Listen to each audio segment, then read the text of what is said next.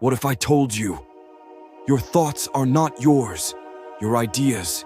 You didn't make them. You inherited them from people you've never even met. But there's a secret way to escape the tiny little box the world put you in. And it's not your phone. It's not your TV. It's not even TikTok. It's a magic door, a time machine, a treasure map to the greatest adventure of your life. And guess what? It's called a book. Stay with me, because I'm going to show you how reading can make you brave, make you powerful, and make your world bigger than you ever dreamed. Let's begin. You think your thoughts are your own, but they're not. They didn't just pop into your head like magic. They were given to you. They were handed down from your parents, from your culture, from history itself. Every tiny idea, every big dream, every quiet fear, it didn't begin with you. You inherited it, like an old coat passed through generations. You're wearing thoughts that have been worn by others. You are made of the past, whether you see it or not. And that matters. Because if you pretend history doesn't matter, if you ignore the past, if you think you can live in your own little bubble, with your own tiny thoughts, day after day after day, then your world will shrink. Smaller and smaller and smaller and smaller, until you can't even breathe. Your mind won't grow, it'll tighten. Your heart won't soar, it'll ache. You'll feel frustrated, stuck, lost, and you won't even know why. But let me tell you a secret. Books are the escape. Books are not pages, they are worlds. Books are not words, they are whispers from souls. Books are not stories, they are keys to unlock your mind. Let me say it to you like this. You live inside your head, right? It's where your voice echoes, where your feelings spin. But imagine, just imagine, if someone took all your thoughts from the past week, printed them out on paper, and handed them to you. You'd be shocked. You'd say, "Is that me? Is that all I think about?" Because you'd see the same worries, the same resentments, the same old ideas chasing their tails over and over and over again. Your brain isn't broken. It's just stuck, caught in a loop, a very, very small loop. Why? Because you live in the same place, see the same people, watch the same shows, hear the same voices, day after day, week after week. Your world is like a room with no windows, and you are inside it, alone. But a book, oh, sweet child. A book blows open the doors. It picks you up and takes you away. One moment, you're sitting quietly, and the next, you're in ancient Rome. You're standing beside Marcus Aurelius, the emperor, as he whispers to himself, "How do I face this pain? How do I rule my life with wisdom?"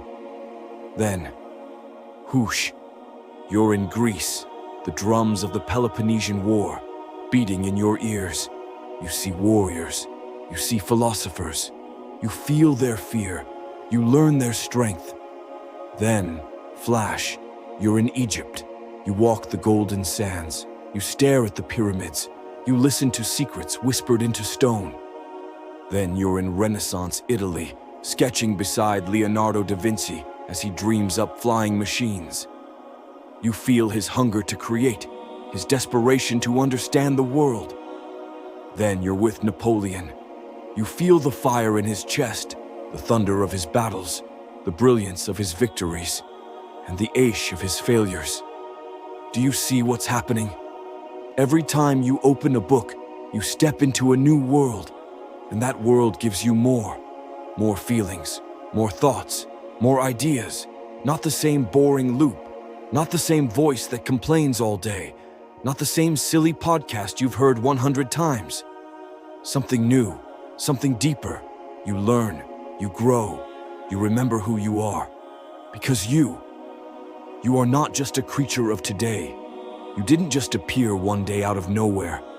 The world didn't begin when you were born. There were people before you, dreamers before you, fighters before you, thinkers who shouted into the sky, hoping someone would hear them. When you read, you hear them. You carry their wisdom, their fire, their love, their struggle, their questions, and those voices become yours.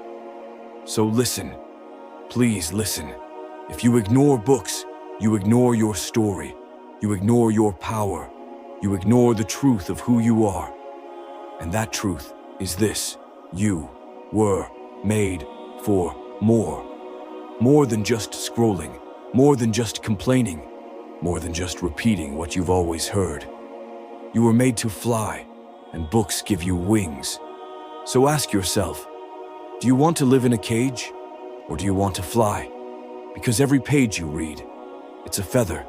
Every chapter, it's a gust of wind. Every book, a sky waiting just for you. And I know, maybe right now you're not used to reading. Maybe it feels hard. Maybe you say, books are boring. But oh, little one, you just haven't found the right one yet.